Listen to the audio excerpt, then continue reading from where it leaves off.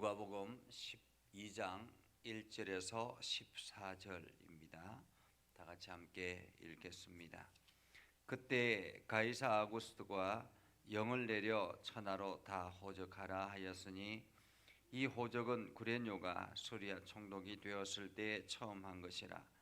모든 사람이 호적하러 각각 고향으로 돌아가매 요셉도 다윗의 집 족속이므로 갈릴리 나사렛 동네에서 유대를 향하여 베들레헴이라 하는 다윗의 동네로 그 약혼한 마리아와 함께 호적하러 올라가니 마리아가 이미 잉태하였더라. 거기 있을 그때에 해산할 날이 차서 첫 아들을 낳아 강보로 싸서 구유에 뉘었으니 이는 여관에 있을 곳이 없음이러라. 그 지역의 목자들이 밤에 밖에서 자기 양떼를 지키더니 주의 사자가 곁에 서고 주의 영광이 그들을 두루 비치매 크게 무서워하는지라. 천사가 이르되 무서워하지 말라. 보라, 내가 온 백성에게 미칠 큰 기쁨의 좋은 소식을 너희에게 전하노라. 오늘 다윗의 동네에 너희를 위하여 구주가 나셨으니 곧 그리스도 주시니라. 너희가 가서 광보에 쌓여 구유에 뉘어 있는 아기를 보리니 이것이 너희에게 표적이니라 하더니 호련히 수많은 천군이 그 천사와 함께 하나님을 찬송하여 이르되 지극히 높은 곳에서는 하나님께 영광이요 땅에서는 하나님이 기뻐하신 사람들 중에 평화로다 하니라. 아멘. 오늘도 하나님의 은혜가 여러분의 삶에 가득하기를 바랍니다. 오늘도 하나님의 영광이 여러분을 통해서 나타나기를 주님의 이름으로 축복합니다. 예수님은 역사적인 인물입니다. 그것을 증명하기 위해서 누가복음은 그때의 그 당시의 일들을 정확하게 기록하고 있죠. 그때 가이사 아구스토라고 말하는데 이는 로마의 황제입니다. 황제가 아마도 이때에 있었을 때 로마의 황제는 옥타비아누스였을 것이라고 그렇게 이야기합니다. 그런데 가이사 아구스토라고 그렇게 표현하고 있는데 아구스토는 거룩한이라는 그러한 의미를 가지고 있는 이름인데 이것은 로마 원로원에서 황제를 거룩하다 이렇게 칭해서 아구스토라 그렇게 불렀다고 합니다. 그래서 가이사 아구스토가 영을 내려 천하로 다 호적하라. 여기서 천하는 로마 제국을 말하겠죠. 로마 제국의 대제국이니까 로마 제국의 각 지역에 점령하고 있는 점령지라든지 어느 곳에든지 이 사람이 너무 많아서 제국이 너무 많아서 정확한 인구조사가 필요했다라는 것입니다. 그래서 인구조사를 하라라고 명령을 했습니다. 우리 같으면 요즘 같으면 뭐 며칠간에 걸쳐서 그냥 하겠지만은 이때 당시에는 몇 년에 걸쳐서 이렇게 호적을 했다고 합니다. 그때에 유대 지역을 다스리고 있는 사람은 수리아 총독이었던 구레뇨였다고 합니다. 구레뇨가 수리아 총독이었는데 수리아는 지금 이스라엘의 위쪽에 있는 시리아 그 부분과 그 시리아 지역과 함께 아래쪽의 유대 지역까지 함께 그 다스렸다고 합니다. 이게 총독이 되어서 군사의 어떤 보호를 받고 있는 그러한 지역이기도 하다라는 거죠. 이렇게 구레뇨가 수리아 총독이 되어서 이제 이 호적을 관장하고 있는 그러한 상황이라고 볼 수 있겠습니다. 그러니까 로마 제국 정부가 호적을 하라라고 명령을 했기 때문에 사람들이 제각기 시간이 될 때마다 이제 호적을 하러 떠나는 그러한 상황이죠. 그때 당시에 호적은 뭐 어디에나 가서 할 수 있는 게 아니라 반드시 태어난 고향에 해야 한다라는 거예요. 태어난 고향에 가서 해야 하기 때문에 이 마리아와 요셉도 동일하게 자기 고향에 가서 이제 호적을 하게 되는 것입니다. 요셉도 다윗의 집 족속이므로 갈릴리 나사렛 동네에서 유대를 향하여 베들레헴이라는 동네까지 갔다라고 이야기를 하죠. 모든 사람이 호적하러 각 고향으로 가서 요셉도 다윗의 집 족속이므로, 그러니까 다윗의 집 족속이지만은 지금 갈릴리 나사렛에 살고 있었다라는 말이죠. 아마도 이때 당시에 어제도 말씀을 드렸던 것처럼 이 수리아 지역과 이 아래 지역을 유대를 다스리고 있는 사람은 헤롯 가문이었습니다. 그러니까 헤롯 가문이 계속 이어서 메시아에 대한 그런 주목을 그때 당시에 하고 있었다고 합니다. 그러니까 메시아가 다윗의 동네에서 태어날 것이다라는 그러한 생각을 하고 있었기 때문에 이 다윗의 동네에 있던 유대 민족들은 다 각 지방으로 뿔뿔이 흩어서 이 유대 지역 다윗의 동네에는 지금 다 외분만한 사람들은 다 이방인들이 들어와 살고 있었다라는 거예요. 그러니까 이곳에 주목하고 있었는데, 그러니까 이 지금 이 다윗의 동네에서 혹시나 유다 민족 다윗의 후손 중에 누군가가 임신한다 그러면 난리가 나는 거죠. 그런데 지금 이 요셉은 어디서 임신해 가지고 옵니까? 요셉과 마리아는 나사렛에서 임신하는 거예요.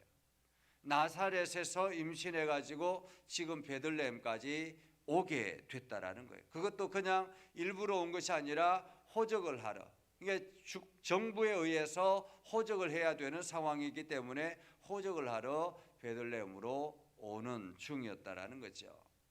당시에 나사렛에서 베들레헴까지 오려면은 상당히 먼 거리입니다. 110km 정도 되는 그런 거리를 지금 산골을 산을 타고 이렇게 해야 되는 그런 상황이죠. 그렇게 해서 힘들게 지금 만삭이 된 이 마리아를 데리고 호적을 하러 왔다라는 것입니다. 자, 약혼한 마리아와 함께 호적하러 올라가니 마리아가 이미 잉태하였더라. 여기서 잉태하였더라라는 것은 잉태하고 이미 이제 만삭이 다 된 상황이라고 말할 수가 있겠죠. 보니까 거기 있을 그때에 해산할 날이 차서, 만삭이 다 돼서 해산할 날이 차서 아기를 낳습니다. 아기를 낳는데 여관에 있을 곳이 없음이러라 라고 말합니다. 여관에 있을 곳이 없음이러라. 이게 그 성탄절마다 대학로에 정기적으로 연극 공연을 하는 것이 있습니다. 그것은 바로 빈방 있습니까? 라는 그런 연극이에요.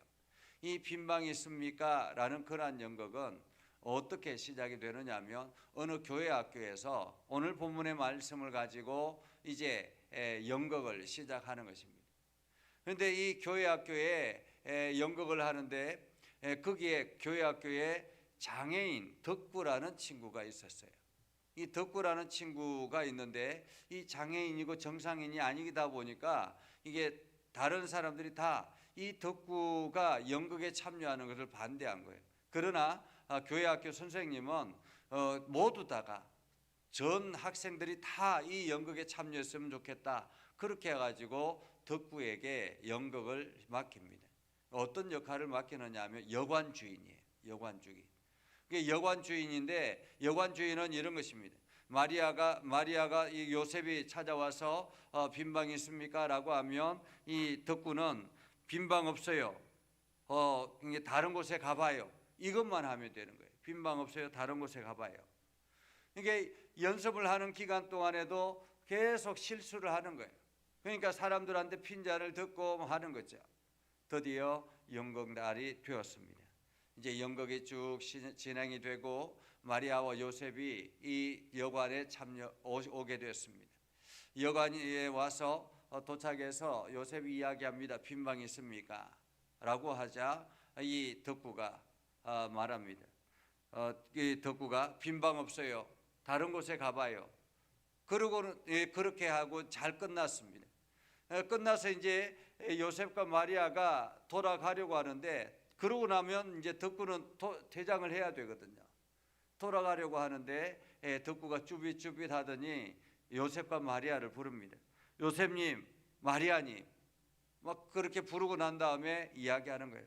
사실 우리 집 안방이 비었어요 라고 이야기하는 거죠. 우리 집 안방이 비었어요. 그러니까 관객들이 막 화학 하고 웃는 거예요. 그러면서 이 덕구가 요셉과 마리아를 못 가게 계속 붙들고 있는 이 장면을 가지고 계속 지금도 여전히 대학로에서 30년 넘게 이 빈방없어요라는 주제로 연극을 하고 있다고 합니다. 오늘 이 말씀을 보면서 이 땅을 구원하기 위해서 오신 예수 그리스도, 아기 예수가 태어날 수 있는, 그래서 그 아이가 안정되게 태어나서 성장할 수 있는 빈방 하나가 없더라라는 거죠. 이 땅이 어디에든지 그 아이를 누일 만한 곳이 없더라.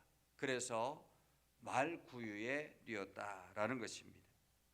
그 말구유에 누인 장면을 누가 목격을 합니까? 그 지역에 있는 목자들이. 이 목자들은 들판에서 양을 기르는 사람들입니다. 이들이 이 지역에 있었는데 천사들이 찾아와서 그들에게 이야기합니다. 주의 영광을 두루비치며 그들에게 이야기하기를 무서워하지 말라. 내가 온 백성에게 미칠 큰 기쁨의 좋은 소식을 너희에게 전하노라. 오늘 다윗의 동네에 너희를 위하여 구주가 나셨으니 곧 그리스도 주시니라.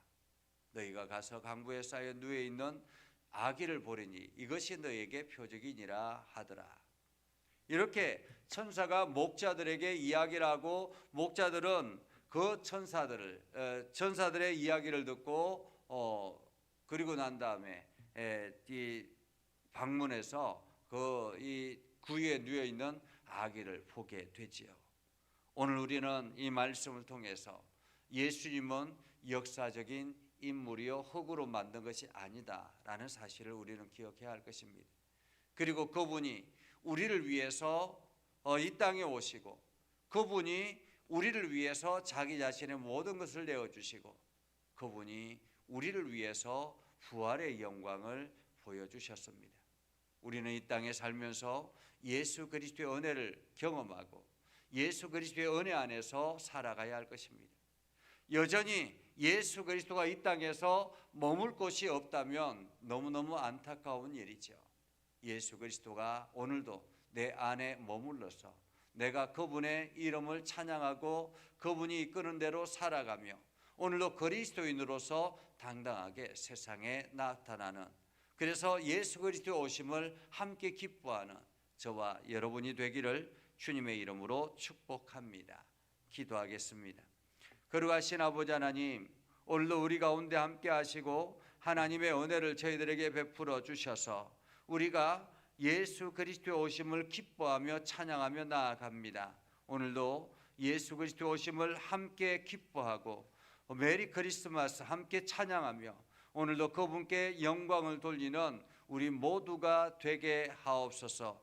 온 땅이 예수 그리스도의 오심을 축하하고 기뻐하며 감격하는 복된 하루가 되게 하시고 지금도 여전히 소외되어 있는 사람들, 우리가 그 주변을 돌아보는 복된 하루가 되게 하여 주옵소서. 예수님의 이름으로 기도드리옵나이다. 아멘. 이제는 우리 구주 예수 그리스도의 은혜와 하나님 아버지 극진하신 사랑과 성령님의 감화 감동 역사 위로 교통하심의 은혜가 주의 말씀 가운데 있으며 예수 그리스도의 탄생을 기뻐하며 감격하며 감사하는 모든 이들 위해 저들의 미래와 온 땅 위에 영원토록 함께하옵시기를 간절히 축원하옵나이다. 아멘.